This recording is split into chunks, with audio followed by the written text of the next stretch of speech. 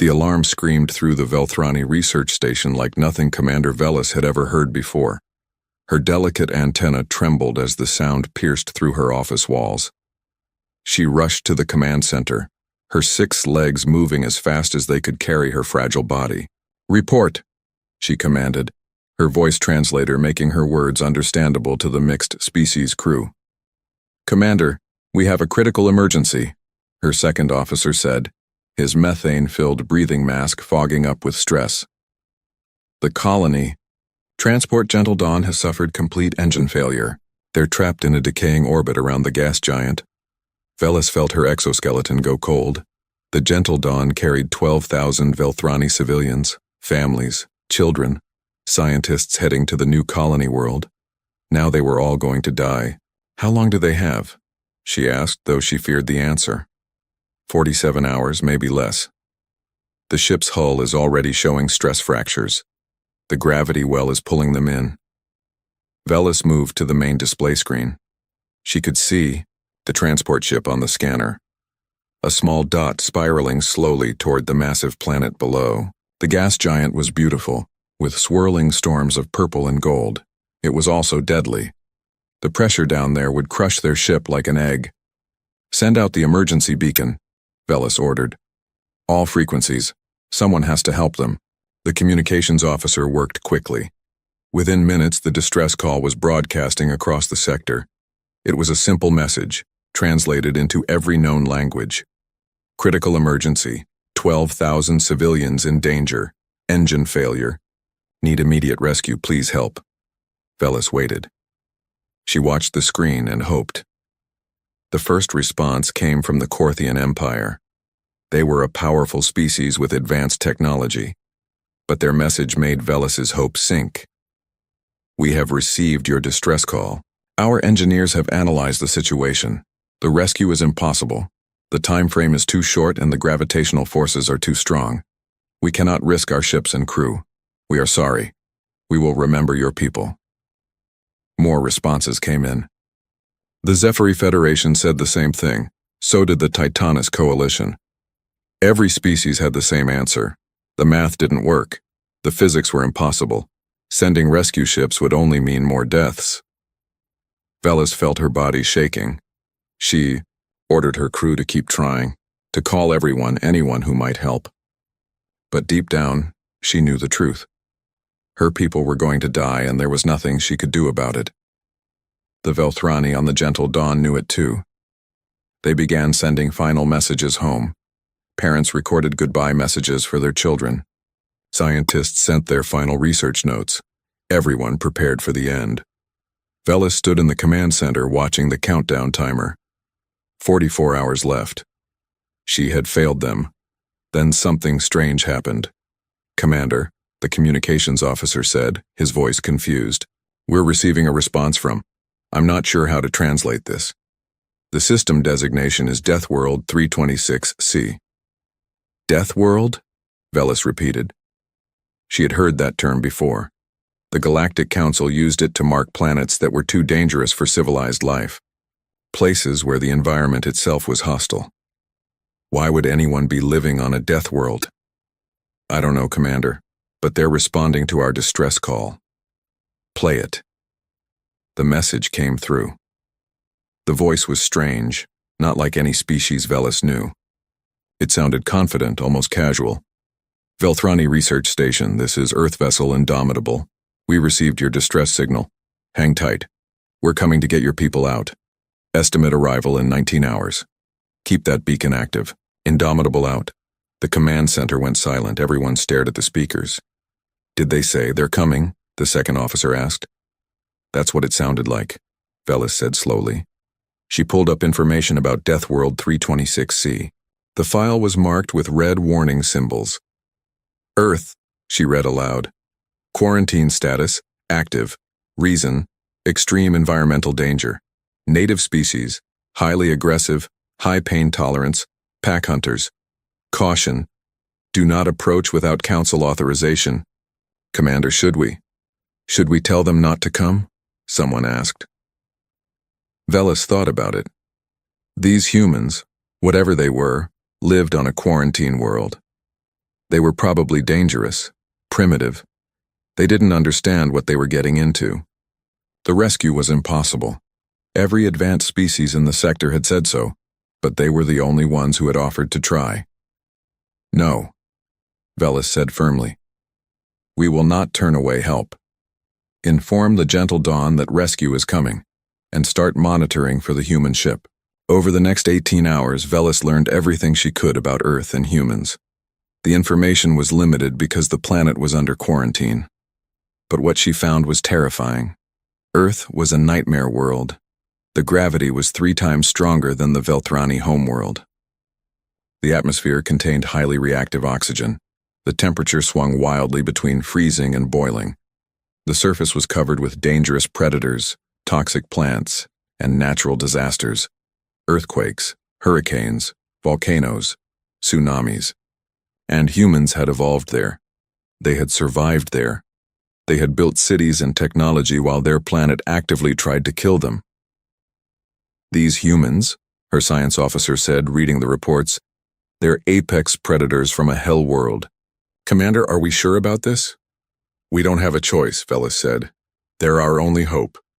19 hours after the first message, the human ship arrived. Velis watched on the long-range scanners as it dropped out of faster-than-light travel. The way it moved made her antenna curl in fear. The ship came out of FTL at speeds that should have torn it apart. It didn't slow down gradually like civilized ships did. It just stopped. The forces involved should have killed everyone on board. That's not possible, the navigation officer whispered. The human ship moved toward the research station. It was strange-looking, not like the smooth, elegant ships of the Galactic Cooperation Zone. This ship looked rough, blocky, like someone had taken an industrial mining vessel and bolted weapons and engines onto it wherever they fit. Velthrani Research Station, this is Captain Sarah Chen of the Indomitable. We're here to help. Can you patch us through to the Gentle Dawn? We need to coordinate the rescue. Velis opened the communication channel herself. Captain Chen, this is Commander Velis. We are grateful you came, but I must warn you. Our best engineers say the rescue is impossible. The time frame is too short. The gravitational forces are too strong. There was a pause. Then the human captain spoke again. Her voice sounded amused. Commander, impossible just means nobody's done it yet. We're going to get your people out, all of them. Now let's talk to that transport ship and figure out how we're going to do this. Velis felt something she hadn't felt since the crisis began. It wasn't quite hope. It was something stranger. These humans from their Deathworld didn't seem to understand the concept of impossible. They talked about the rescue like it was a difficult job, not a suicide mission. Maybe that was what living on a Deathworld did to a species. Maybe it made them crazy enough to try anything. Velis opened the channel to the Gentle Dawn and introduced the humans. She didn't know if this would save her people or just give them false hope before the end. But at least they wouldn't die alone. At least someone had tried. She watched the human ship move into position near the dying transport. The countdown timer showed 41 hours left. Either they would witness a miracle, or they would watch the Deathworld species fail like everyone else. Velis realized she was hoping for the miracle. Captain Sarah Chen looked at the Velthrani transport ship on her display screen and felt her stomach tighten. It was bad, really bad. The ship was breaking apart in slow motion, held together by hope and not much else. 41 hours until it fell into the gas giant below. 12,000 people on board who were counting on her crew. Just another day at the office, she thought. Marcus, what do you think? She asked her chief engineer. Lieutenant Marcus Webb whistled low as he studied the scans. Well, Captain, it's a mess. Their engines are completely dead. Life support is running on backup power that won't last more than 30 hours. The hull has 17 major fractures and probably hundreds of small ones we can't see yet. And they're sinking into a gravity well that's pulling at them harder every minute. But can we save them? Marcus grinned. I didn't say we couldn't, I just said it was a mess. Give me a few hours to work out the details, Sarah smiled. That was why she loved her crew. They were all crazy enough to think like her. She opened the communication channel to the Velthrani station. Commander Velis, this is Captain Chen. We're going to send EVA teams over to the transport to stabilize it. Then we'll tow it out of the gravity well. There was a long silence. When Commander Velis spoke again, her voice sounded strange through the translator. Shocked, maybe. Captain Chen, did you say EVA teams? Extravehicular activity? In space? Yes, that's the plan. Why? Another pause. Captain, our species cannot survive EVA operations. The radiation exposure, the temperature extremes, the pressure differences. It would kill us in seconds. Our bodies are too fragile. That's why we use automated systems and drones. Sarah blinked. She had forgotten that not all species were built like humans. Oh, well, humans can handle EVA just fine. We do it all the time. It's safe as long as you follow the protocols. Safe. Commander Velis sounded like she couldn't believe what she was hearing. Captain, our sensors show that space near the gas giant has radiation levels that would be lethal to most species. How lethal are we talking? The exposure would cause death within hours. Okay, that's not too bad. Our suits can handle that, and our medics can treat radiation exposure. We'll be careful. You'll be careful. Velis repeated the words like they didn't make sense. Sarah frowned. Maybe she wasn't explaining this right. These aliens seemed really worried about things that were just normal risks to humans. Commander, I promise we know what we're doing. My crew has done hundreds of rescue operations. We've pulled people out of collapsed buildings, sinking ships, and burning zones. This is just like that, but in space.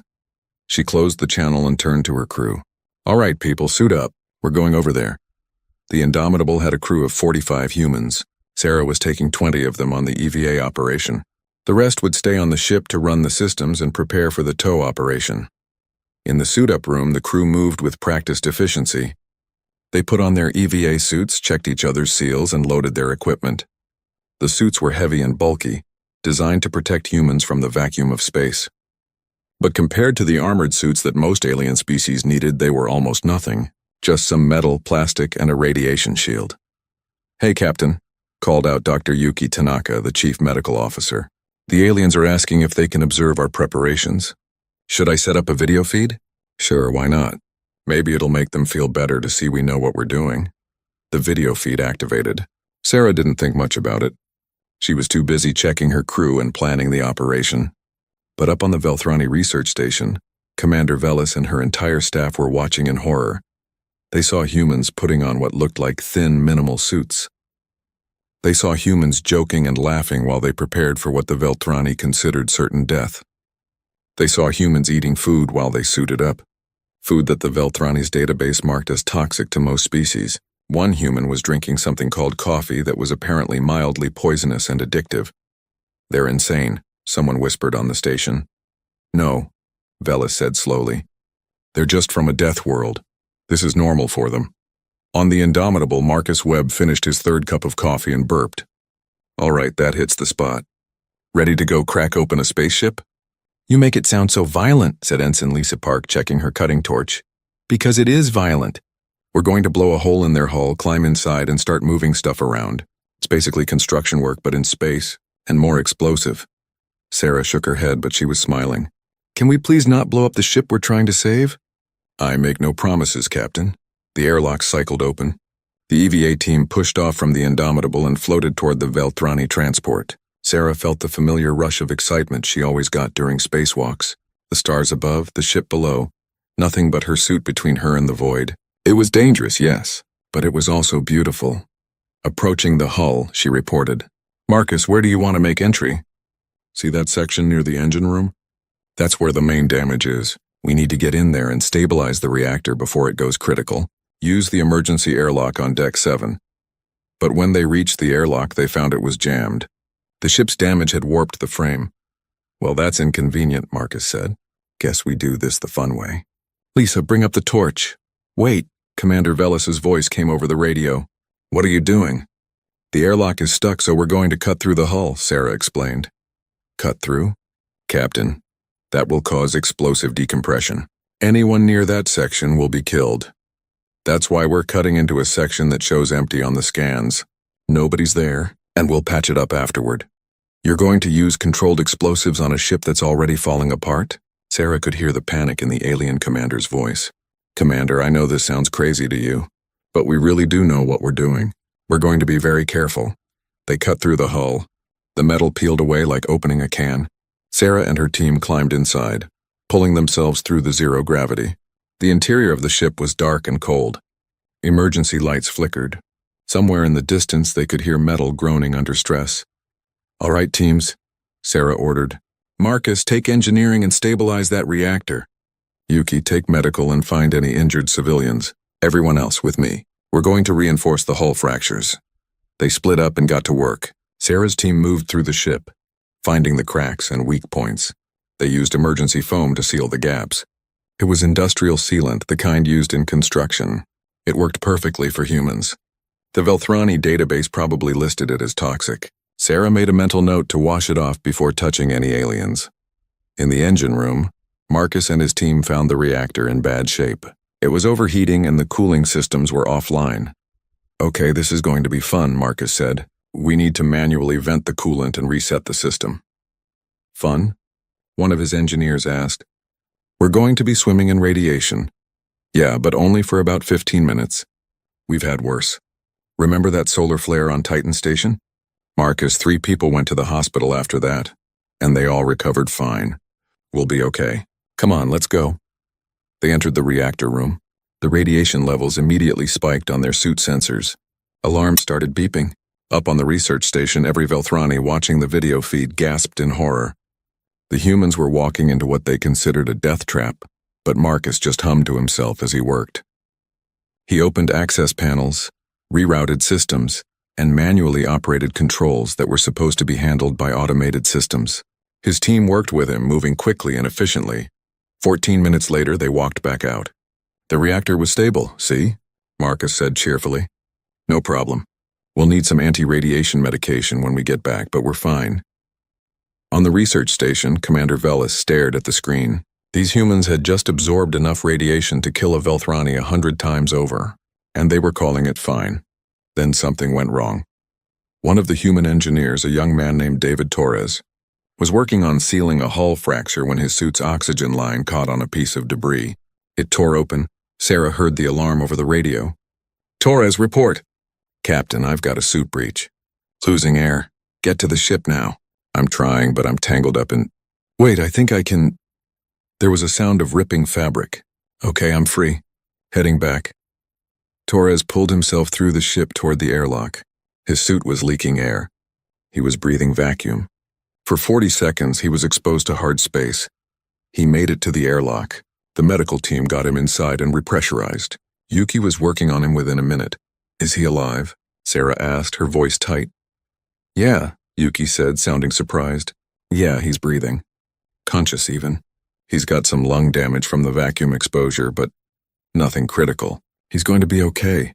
Sarah let out a breath she hadn't realized she was holding. "Torres, you scared me." "Sorry, Captain." Torres's weak voice came over the radio.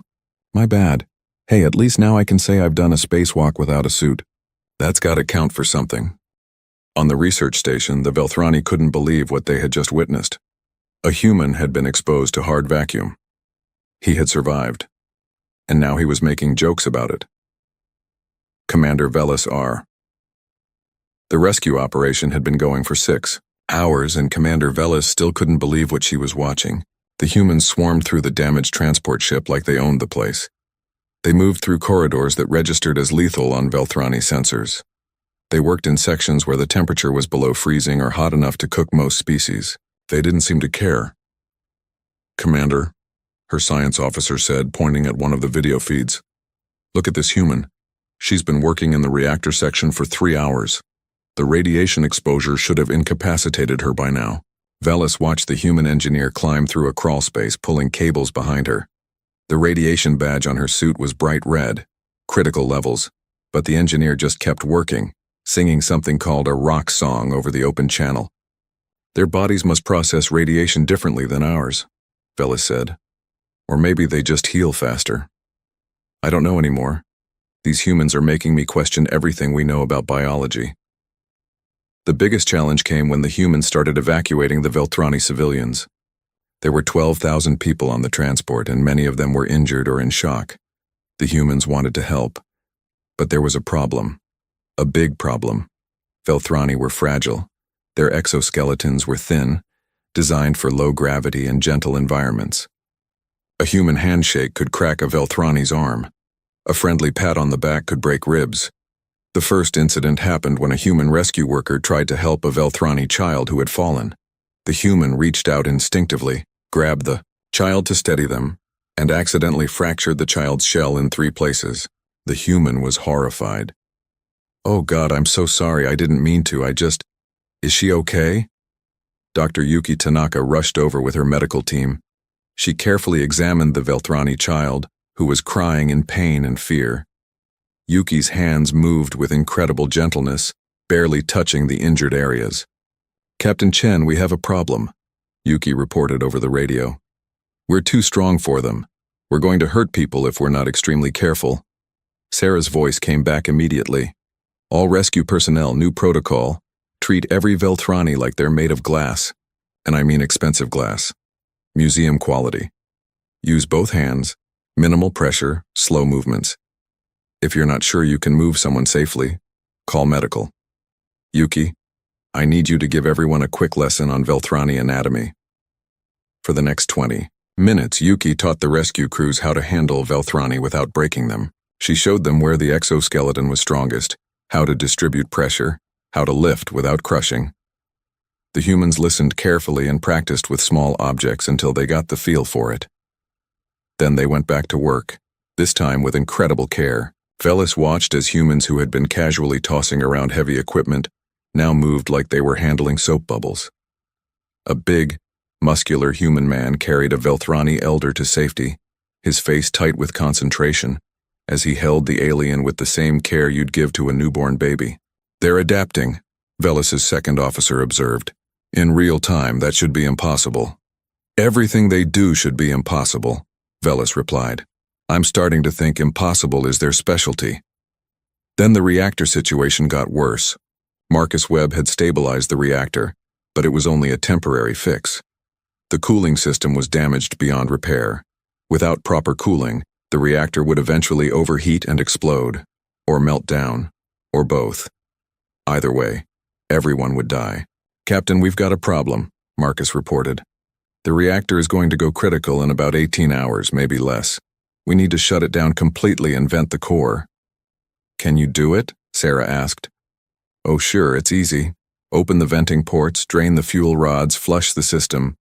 The problem is someone has to do it manually because the controls are fried, and that someone is going to take a radiation bath that makes our earlier exposure look like a day at the beach." Sarah was quiet for a moment. "How bad, Marcus?" "Bad enough that I wouldn't recommend it, but not bad enough that it'll kill us if we're fast. We get in, vent the reactor, get out. 20 minutes, maybe 30. We'll be sick for a few days, but we'll survive." "You're sure?" "Captain, I've read my own species' history. Human nuclear. Workers used to do stuff like this all the time back in the early days. Some of them got way worse doses and lived to retirement. We're tougher than we look." "All right, assemble your team. But Marcus, I want you to move fast. In and out." "You got it, boss." Marcus took 2 engineers with him into the reactor core. On the research station, the Velthrani watched in silent horror. The radiation readings were off the charts. The humans were walking into what the Velthrani considered certain death. But the humans just got to work. They opened panels, pulled levers, and manually operated systems. Marcus narrated the process over the radio, his voice calm and professional. "Okay, opening vent port 1, there we go. Port 2. Good, now I need to. Yep, got it. Fuel rod 1 is draining.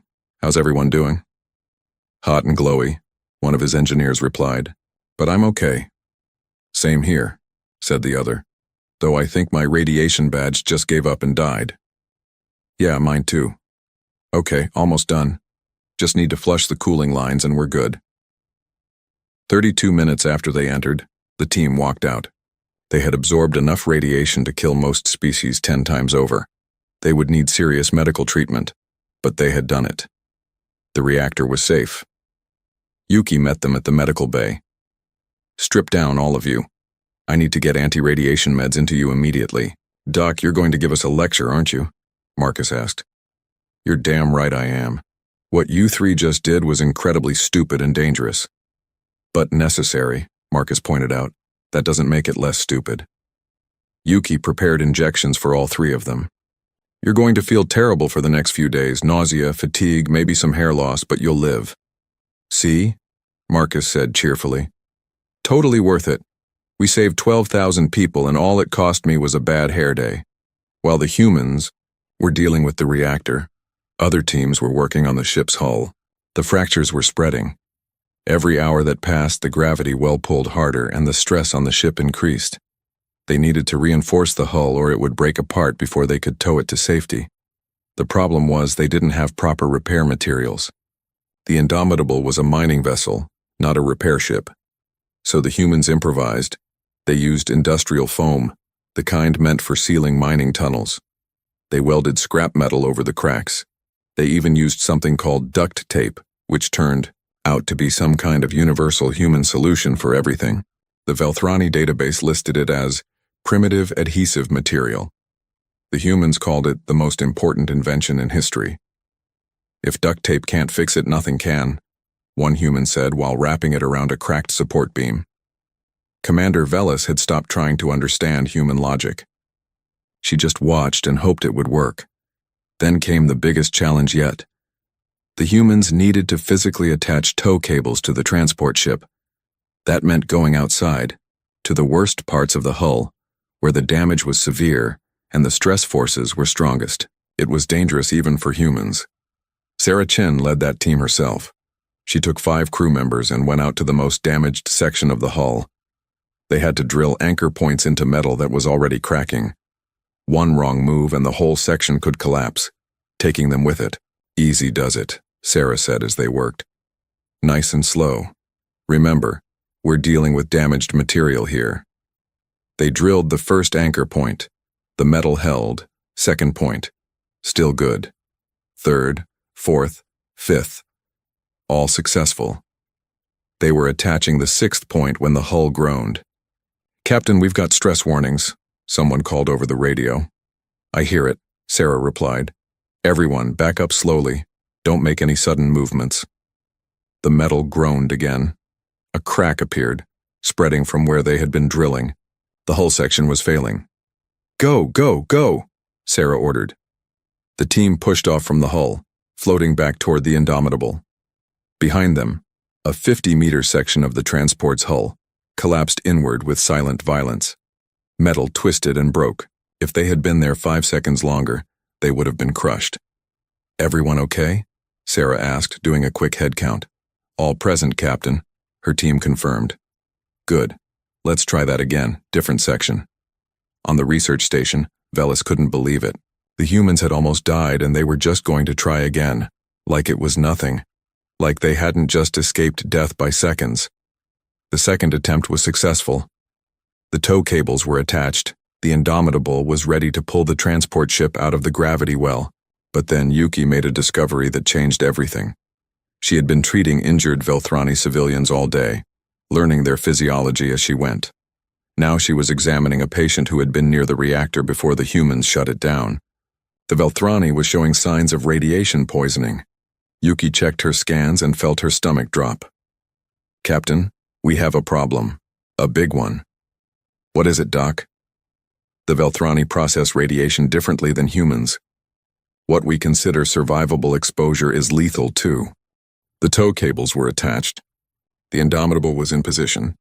Captain Sarah Chen sat in her command chair and looked at the numbers on her screen. They weren't good. Marcus, give me the odds, she said quietly. Her chief engineer rubbed his tired eyes. He had been awake for 24 hours straight, and the radiation exposure was starting to make him feel sick. But he still pulled up the calculations. The transport ship weighs 5 times what we do. The gravity well is pulling both ships down at increasing speed. Our engines are designed for asteroid mining, not towing. If we burn at maximum power, we might be able to pull the transport out. We might also burn out our engines and doom both ships. What's your gut feeling? Marcus looked at her. My gut says we have to try. Those 12,000 people didn't come this far to die now. Sarah nodded. She opened the ship-wide channel. All hands, this is the captain. We're about to begin tow operations. It's going to be rough. Very rough. I need everyone at their stations and ready for anything. Engineering, I'm going to ask things of our engines that they were never designed to do. Damage control. Be ready to respond to anything that breaks. Medical, prepare for casualties.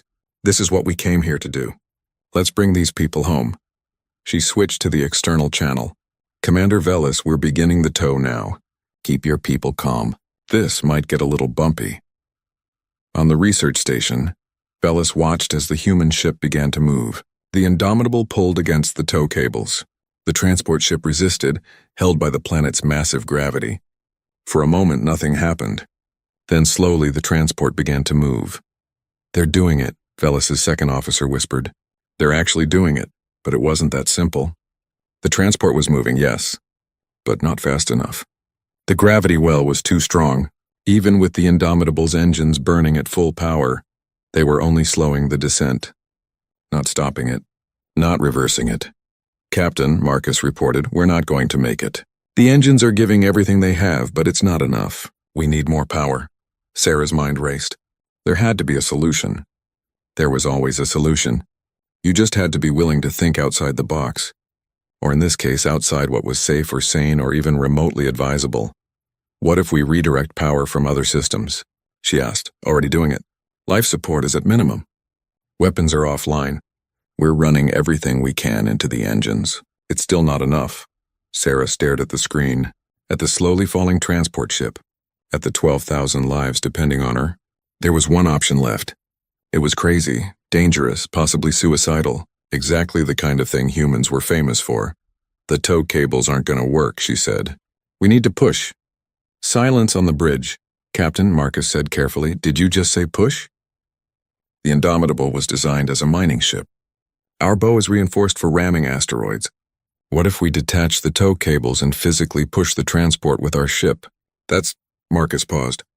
That's actually insane. The forces involved would damage both ships. We'd be gambling that our hull can take the stress, and we'd have to push them through the upper atmosphere of the gas giant to break free of the gravity well. The friction and heat would be intense, but would it work? Marcus was quiet for a long moment. Yeah, it might work. It might also kill us all. Better odds than we have now. Do it. The crew moved into action. They detached the tow cables. The Indomitable maneuvered into position, its reinforced bow pointing at the transport ship's stern. On the research station, the Velthrani watched in confusion and growing horror as they realized what the humans were about to do. They can't be serious, someone said. They're going to ram the ship, another asked. Commander Velis just shook her head. They're humans. Of course they're serious. The Indomitable made contact. Metal screamed as the two ships came together. Sarah felt the impact through her entire body. Alarms started blaring. Then the engines kicked in, pushing both ships upward against the gravity well. It was working. Barely. The ships were climbing. But the strain was enormous. Hull stress at 70%, someone reported. Engine temperature critical, Marcus added. We're going to overheat. Keep pushing, Sarah ordered. We're not stopping now. They climbed higher. The gas giant's upper atmosphere began to lick at both ships. The friction generated heat. Lots of heat. The hull started to glow. Hull temperature rising fast, the damage control officer reported. We're going to start losing hull integrity. Engineering teams reinforce the critical sections, Sarah commanded. Whatever you have to do, keep this ship together. All over the Indomitable, human engineers rushed to weak points. They welded supports. They patched breaches. They manually held systems together when automated systems failed. In one section, Marcus himself was using his body to brace a support beam that was bending under the stress. Marcus, report, Sarah called. Little busy, Captain, he grunted. The metal beam was superheated, burning through his gloves. But he didn't let go, just having a disagreement with this support column about which one of us is stronger. I'm winning so far. The ships pushed higher. The atmosphere grew thicker. The heat grew worse. The hull temperature was now beyond red hot. It was white hot. Metal that wasn't designed for this kind of abuse was starting to fail. On the transport ship, the Velthrani civilians were terrified. Their ship was shaking. The temperature was rising. They could hear metal groaning and popping. They didn't understand what was happening. They just knew they were going to die. Then they heard a voice over their communication system. It was Captain Chen. Velthrani civilians, this is Captain Chen of the human rescue ship. I know you're scared. I know this is rough. But I need you to hold on. We're pushing your ship out of the gravity well. We're going to get you out. All of you. I promise. Just hold on a little longer. Her voice was calm, confident, like this was just another day. Like pushing a ship through an atmosphere while both vessels burned around her was perfectly normal. And somehow that voice made the Velthrani believe. If this human could stay calm in the middle of hell itself, maybe they could survive. But then disaster struck. The main coupling on the transport ship, the section where the Indomitable was pushing, started to fail. The metal couldn't take the stress and heat. It began to crack. "Captain, the coupling is breaking," someone shouted. "If it fails, we'll lose contact with the transport. They'll fall back into the gravity well." Sarah made a decision in half a second. "All personnel, get to the bow section. We need to distribute the pressure. Everyone, your bodies are now structural supports. Press against the hull and hold it together." It was insane. It was impossible. It was exactly what they were going to do. The crew ran to the bow. They pressed themselves against the groaning, superheated metal. 20 humans using their bodies to reinforce a breaking spaceship. The heat was intense even through their suits. The vibration rattled their bones. But they held, and the coupling held. The ships climbed higher. They were almost free of the gravity well. Just a little more. Just a little further. Then an explosion rocked the transport. One of the damaged sections finally gave out. The hull breached. Atmosphere vented into space. And worse, 3 humans who were working in that section were trapped. "We have personnel cut off in Section 12, someone reported. They're alive but trapped behind a collapsed bulkhead. Sarah's jaw clenched. They were so close to saving everyone. She wasn't going to lose anyone now. "Yuki, take a team. Get them out. Captain, if I leave the medical bay, the radiation patients won't have a doctor. Then, teach someone else to do your job. Fast, but I need you to get our people out." Yuki grabbed the nearest crew member and gave him a 5-minute crash course in treating radiation poisoning. Then she ran. She reached Section 12 and found the bulkhead completely collapsed. Behind it, she could hear 3 voices calling for help. "Hang on," she shouted. "We're getting you out." She and her team started cutting through the debris, but there was so much of it. And the ship was still shaking, still burning, still threatening to fall apart completely. They needed more time they didn't have. In the medical bay, the Velthrani radiation patients were getting worse. The crew member Yuki had trained was doing his best, but he didn't have her knowledge or experience. 2 patients went into critical condition.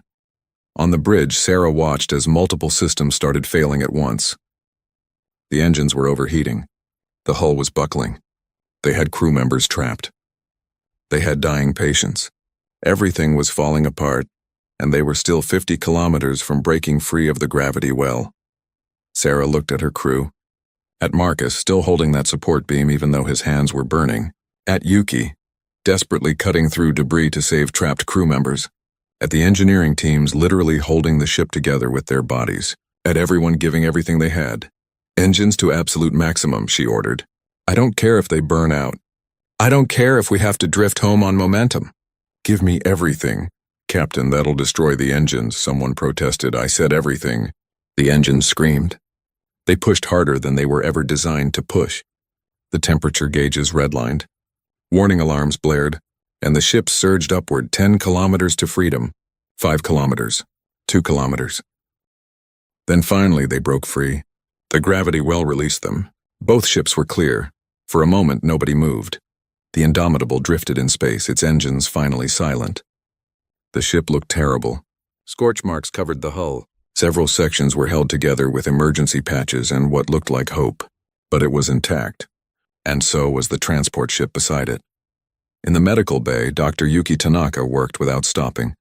She had 3 human crew members with severe burns from the superheated hull. She had Marcus Webb and his engineering team suffering from radiation poisoning. She had trapped crew members who had been rescued but injured. And she had over 100 Velthrani patients with radiation exposure. She should have been overwhelmed. By all logic, she should have collapsed from exhaustion hours ago. But she kept going. That was what humans did. They kept going when anyone else would have given up. "How's Marcus?" Captain Sarah Chen asked, stepping into the medical bay. "Stubborn," Yuki replied, injecting anti-radiation medication into his IV.